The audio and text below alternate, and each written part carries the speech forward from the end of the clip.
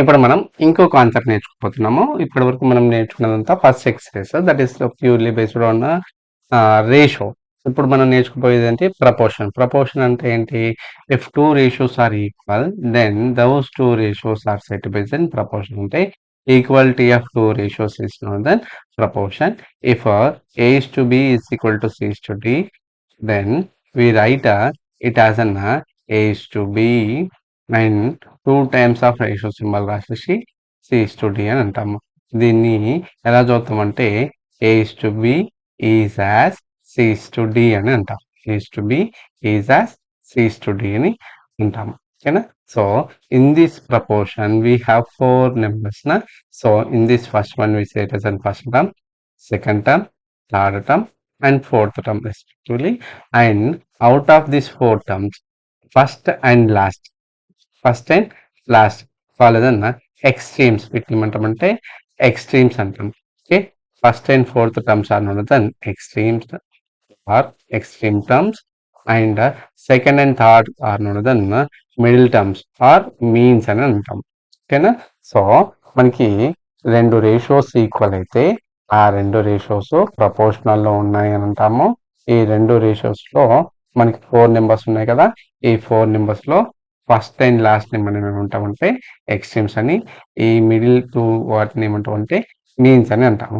In order to check that whether four given numbers are in proportion or not, we will use a property that is called the product of extremes is equal to product of means.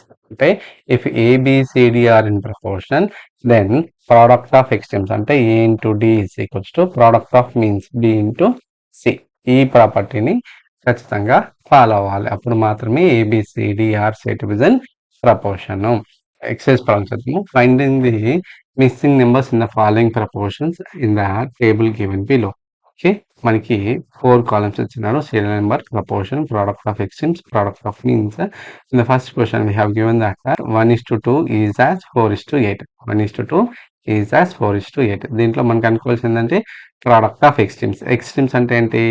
First term and last term, వీటి యొక్క product. First and last product చేస్తే ఎంత వస్తుంది? 8 వస్తుంది. And middle terms, product of means అంటే middle two terms యొక్క product. 2 4s 8 వస్తుంది. ఇక్కడ product of extremes equal to product of means వచ్చేసింది అంటే ఇది ప్రపోర్షన్ అనేది ట్రూ స్టేట్మెంట్. అలాగే మనకి సెకండ్ క్వశ్చన్ లో చూడండి, ప్రోడక్ట్ ఆఫ్ ఎక్స్ట్రీమ్స్ అంటే 5 into 90 మనకి ఎంత వస్తుంది? 450 వస్తుంది. And product of means 6 into 75. Okay, that is also 450. You will get. And if it's third one చూసినట్లయితే మనకి 3:4 ఈజ్ యాజ్ 24:32 అని ఇచ్చినాడు. దీంట్లో ఎక్స్ట్రీమ్స్ ఏమవుతాయి? 3 and 32. వీటిని ప్రోడక్ట్ చేస్తే ఎంత వస్తుంది? మనకి 96 వస్తుంది. అలాగే ప్రోడక్ట్ ఆఫ్ మీన్స్ అంటే 4 into 24, వీటి ప్రోడక్ట్ చేసిన 96 వస్తుంది. And in the fourth and fifth question one of the number is missing. ఓకేనా? So 2:5 in the fourth question, 2:5 is as dash is to 15 అని ఇచ్చినాడు కదా. సో ఇక్కడ ఏ నెంబర్ ఉండాలో తెలియదు కాబట్టి మనం మిక్స్ అనుకొని ఇప్పుడు product of extremes equals to product of mean అనే కాన్సెప్ట్ యూజ్ చేస్తూ product of extremes that is 2 into 15 that is equals to product of means 5 into x. దీంట్లోంచి x కనుక్కోవాలంటే ఈ 5ని ఇటు ట్రాన్స్పోర్ట్ చేయాలి. 2 into 15/5 that is equals to x. Then 5 1 5 3 2 3 6 అంటే x is equal to ఎంత వస్తుంది? మనకు 6 వస్తుంది. అప్పుడు ప్రోడక్ట్ ఆఫ్ ఎక్స్ట్రీమ్స్ అవుతుంది 2 into 15 ఎంత వస్తుంది? 30 వస్తుంది. Product of means 5 into 6 that is 38. ఓకేనా? అలాగే ఫిఫ్త్ క్వశ్చన్ చూడండి, 3:6 is as 12:dash we have friends. So in this I am taking it as a y. So again product of extremes is equal to product of means అనే concept లో 3 into y is equal to 6 into 12 చేస్తే y is equals to 6 into 12/3. 3 1s 3 4 6 4 24. y is equal to 24 వచ్చింది కాబట్టి ఇక్కడ ఉండాల్సిన number ఏమవుతుంది? 24 అవుతుంది. ఇప్పుడు ప్రోడక్ట్ ఆఫ్ ఎక్స్ట్రీమ్స్ అంటే 2 into 24, 3 into 24 that is 72. And product of means 6 into 12.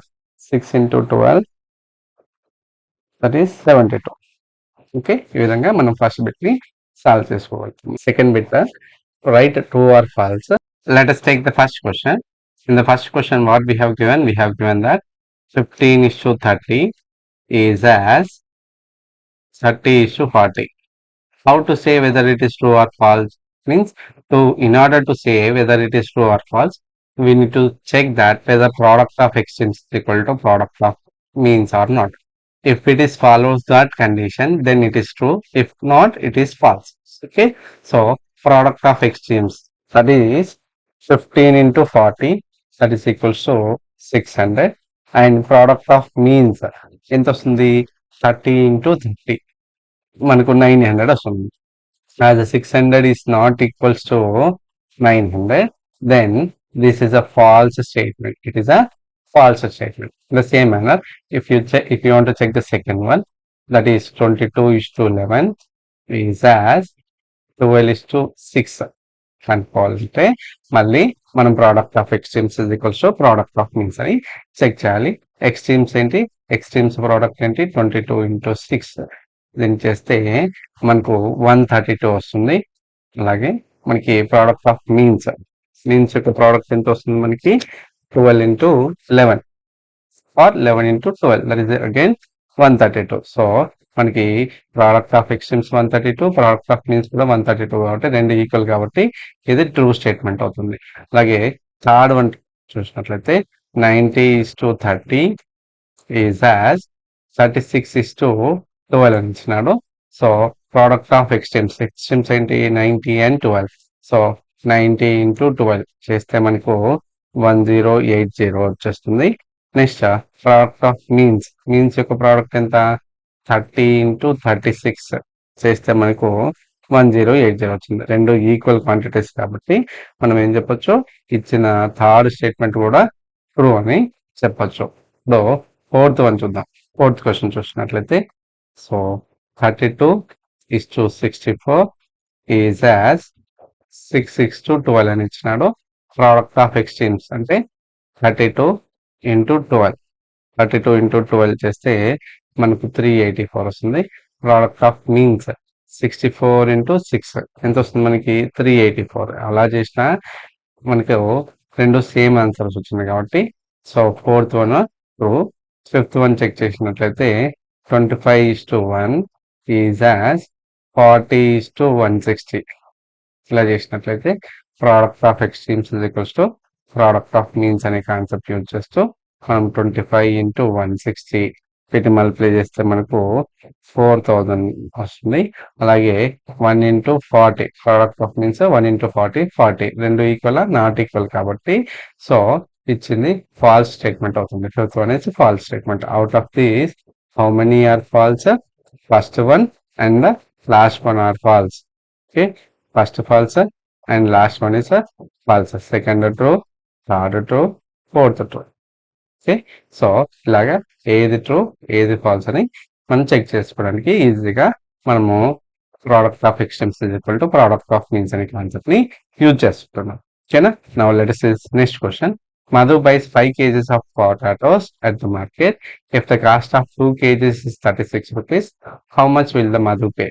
Okay, మనకి ఏమి ఇచ్చినాడు, Madhu wants to purchase this 5 kgs of potatoes at the market, but if the cost of 2 kgs, okay, మనకి ఏమి ఇచ్చినాడు 2 kg cost ఏమి ఇచ్చినాడు, cost of 2 kgs is 36 rupees ఇస్తే దీంట్లోంచి 1 kg cost of 1 kg is equals to 36/2 అంటే మనకు 18 rupees వస్తుంది.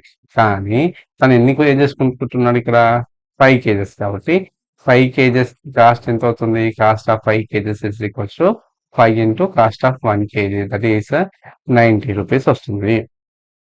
ఇలా సాల్వ్ చేసుకోవచ్చు. ఇది యూనిటరీ మెథడ్ సంబంధించిన కాన్సెప్ట్. సో దానిపైన కూడా కొన్ని క్వశ్చన్స్ ఉన్నాయి. నెక్స్ట్ ఎక్సర్సైజ్ వస్తాయి చూద్దాం. ఓకేనా? Now let us see this next question. A man whose weight is 90 kgs as weighs 15 kgs on the moon. What will be the weight of the man whose weight is 60 kgs? అంటే ఒక వ్యక్తి మన భూమి పైన 90 kgs అని wait ఉంటే మనకి moon పైన తను 15 kgs అవుతుందనంట. అలాగే మనకు 60 kgs ఉన్నవాళ్ళు మూన్ పైకి వెళ్తే ఎంత వెయిట్ అవుతున్నాడు అది కనుక్కోవాలి. 90 కేజెస్ 15 కేజెస్ అయితే 60 కేజెస్ అయిన వాళ్ళు ఎంత అవుతాడు? 15 కేజెస్ కన్నా తక్కువ వస్తుంది. ఓకేనా? సో ఈ క్వశ్చన్ ని కొంచెం షార్ట్ కట్ యూజ్ చేసి సాల్వ్ చేస్తున్నాను. ఇక్కడ ఇక్కడ వచ్చే ఆన్సర్ 15 కేజెస్ కన్నా ఎక్కువ వస్తుందా తక్కువ వస్తుందా? తక్కువ వస్తుంది కాబట్టి ఈ రెండిట్లలో ఏది చిన్నది? తక్కువ అవుతుంది కాబట్టి చిన్నది తీసుకున్నాం. తక్కువ నెంబర్ ఏది? 60 బై పెద్దది 90 ఇంటూ 15 చేస్తే సరిపోతుంది. Okay, 0 get cancer, 3 2s 3 3s 3 1s 3 5s. So ఏమొస్తుంది? 2 ఇంటూ 5 దట్ ఈస్ 10 కేజెస్ అవుతుందంటే భూమి పైన 60 కేజెస్ ఉన్న వ్యక్తి మూన్ పైకి వెళ్తే తన వెయిట్ ఎంత వస్తుంది? 10 కేజెస్ వస్తుంది. ఓకేనా సార్? ఇలా కాకుండా మనం ప్రపోర్షన్ యూజ్ చేస్తూ సాల్వ్ చేయొచ్చా అంటే చేయొచ్చు. ఎలా? మనకి on earth on moon, earth పైన 90 కేజెస్ ఉంటే మూన్ పైన 15 కేజెస్ ఉన్నాడు. నెక్స్ట్ ఎర్త్ పైన 60 కేజెస్ ఉంటే ఎంత ఉంటాడు? ఇక్కడ మనం ఎక్స్ అనుకున్నట్లయితే ఈ ఈ రెండింటి మధ్య రేషియో ఈక్వల్ గా ఉంటుంది. అంటే 90:60 ఇస్ ఈక్వల్స్ టు 15:x. ఇవి ప్రపోర్షనల్ గా ఉంటాయి కాబట్టి అంటే మనం దీని ఎలా రాయొచ్చు? 90:60 ఈజ్ యాజ్ 15:x తీసుకొని product of x is equal to product of means formula use చేస్తూ 90 into x is equals to 60 into 15. From this x is equals to what? 60 into 15 by 90. Okay, so 0 get cancelled, 2's 3's 3 5's 5 2's are 10. ఇలా చేసినా మనకు 10 kgs వస్తుంది. Now let's see next question. A disaster relief team consisting of engineers and doctors in the ratio of 2:5. Okay, what we have given? A disaster relief team consisting of engineers and doctors in the ratio of 2:5. And in the first question, what we have given? We have given that if there are 18 engineers, find the number of doctors. ఓకేనా? So firstly మనకు ratio ఏమి ఇచ్చినాడు? Engineers కి doctors కి మధ్య ratio ఏమి ఇచ్చినాడు? 2:5 కాబట్టి నేను ఇంజనీర్స్ ని మల్టిపుల్ ఆఫ్ 2, ఓకేనా, ఎంతమంది ఉన్నారు? Number of engineers is what? 2x అనుకుని నెంబర్ ఆఫ్ డాక్టర్స్ ఎంత వస్తుంది? 5x అనుకుంది. కానీ as per the first question number of engineers given as అన్న 18. కానీ రేషియో ప్రకారం నెంబర్ ఆఫ్ ఇంజనీర్స్ 2x అంటే ఇవి రెండు ఈక్వల్ కాదు. 2x is equals to 18. From this x is equals to 18 by 2. 2 1s are 2 9s are x is equals to 9 వస్తుంది.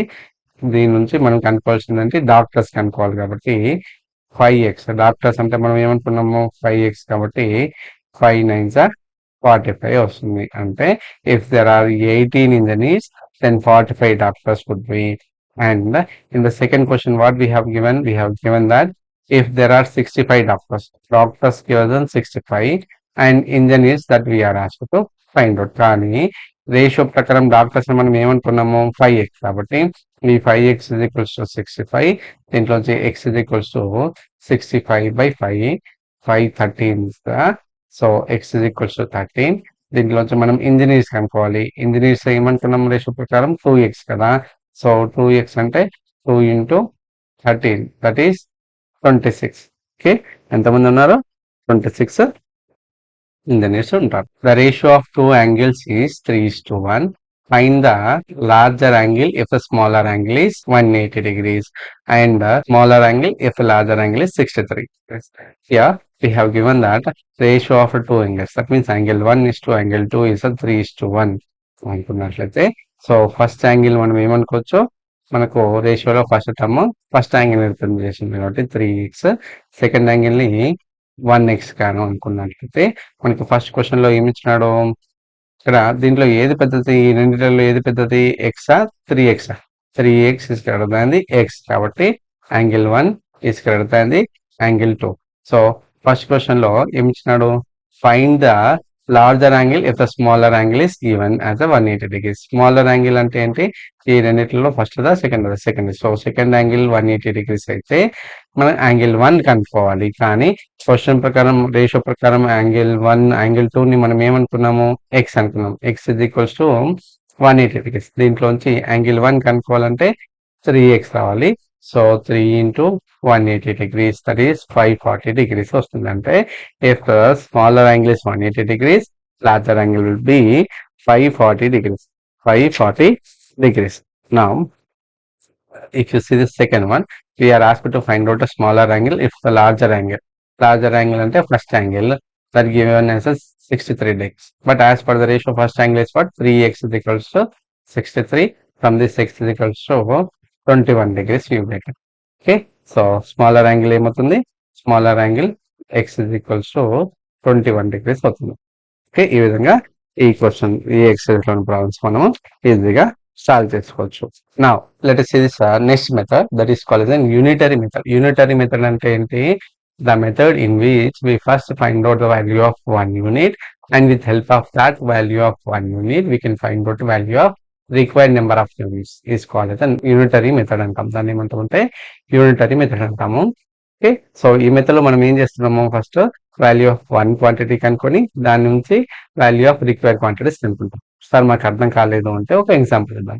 ఒకవేళ మనకు కాస్ట్ ప్రైస్ ఆఫ్ 5 pence కి మనదన్నా 200 రూపీస్ అయితే కాస్ట్ ప్రైస్ ఆఫ్ 12 pence ఎంత అని అడిగింది అనుకుందాం.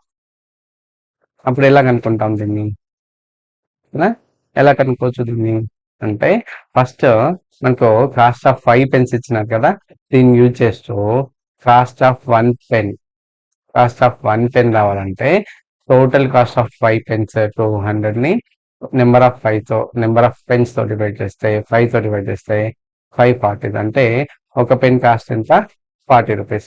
మనకు అనుకోవాల్సిందంటే కాస్ట్ ఆఫ్ 12 pence కాస్ట్ కనుక్కోవాలంటే 12 into cost of 1 pen 40 and multiplying this you will get the 480 వస్తుంది. అంటే దీన్ని బట్టి మనకి ఏమర్థమైంది?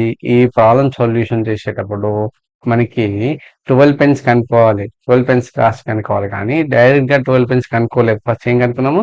కాస్ట్ ఆఫ్ 1 pen కనుక్కొని దాని నుంచి మనం 12 pence కనుక్కున్నాం. ఈ మెథడ్ నే మనం ఉంటుంటే యూనిటరీ మెథడ్ అంటాము. ఏ మెథడ్ లో అయితే first value of one quantity కనుక్కొని దాన్ని యూజ్ చేస్తూ వాల్యూ ఆఫ్ రిక్వైర్డ్ క్వాంటిటీ కనుక్కోవడాన్ని మనం ఏమంటుంటే యూనిటరీ మెథడ్ అంటాము. ఈ యూనిటరీ మెథడ్ సంబంధించిన కొన్ని క్వశ్చన్స్ ఉన్నాయి, అది చూద్దాము.